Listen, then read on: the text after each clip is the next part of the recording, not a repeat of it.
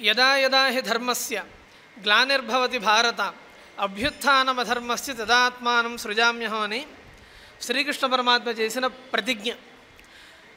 ఎప్పుడెప్పుడైతే ధర్మానికి గ్లాని ఏర్పడుతుందో అప్పుడప్పుడల్లా కూడా నేను అవతరిస్తూ ఉంటాను.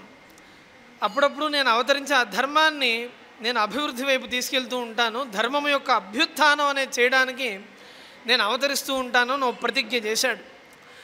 ఆ ప్రతిజ్ఞను అనుసరించి